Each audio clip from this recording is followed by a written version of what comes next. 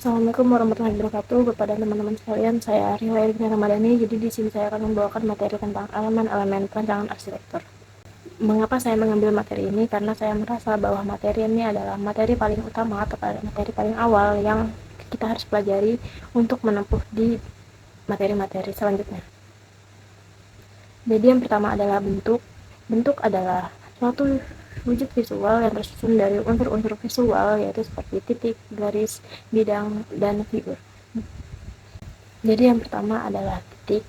Nah, titik itu kan adalah unsur paling awal karena titik itu tidak berdimensi.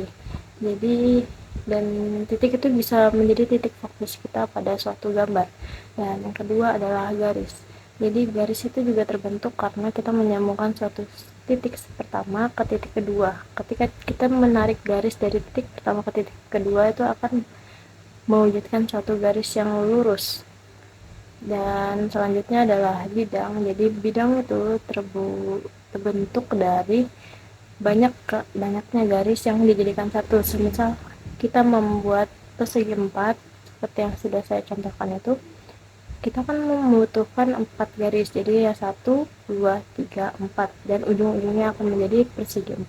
Dan selanjutnya adalah figur, dan figur itu adalah suatu bidang yang digabungkan dan diberi volume atau diberi arsiran agar menjadi suatu bentuk yang 3D. Dan selanjutnya ada ruang atau space. Jadi ruang dalam arsitektur ini dimaksud dengan sebagai ekspresi 3 dimensional yang dibatasi oleh kejelasan fisik dan keberadaannya, dan dapat dilihat dan dirasakan. Jadi misalkan ini ada di suatu ruangan, itu kan ada batasannya, dan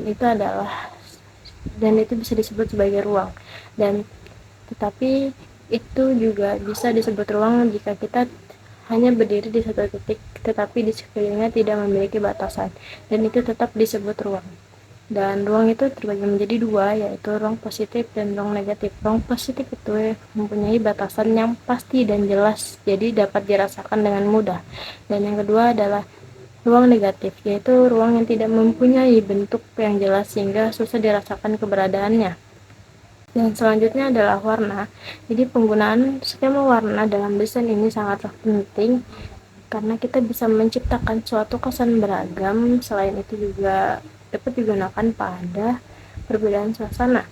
Dan warna-warna ini terbagi menjadi beberapa kelompok, yaitu primer, sekunder, analogous, komplementari, monokrom, dan lain-lainnya. Dan ini sudah saya berikan contoh. Ini adalah color wheel yang saya ambil. Dan selanjutnya adalah nilai atau value. Jadi nilai atau kecerahan yang sering disebut value itu adalah tingkat kecerahan atau kegelapan yang relatif dari suatu warna.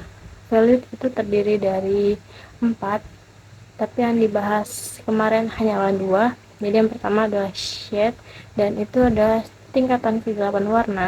Jadi warna yang aslinya diberi tone gelap dan terbentuklah menjadi shade. Dan yang kedua adalah tint, itu adalah warna yang asli dan diberi warna putih sehingga warnanya menjadi pucat atau pudar. Dan contoh lainnya adalah yang saya taruh di foto. Dan selanjutnya adalah tekstur.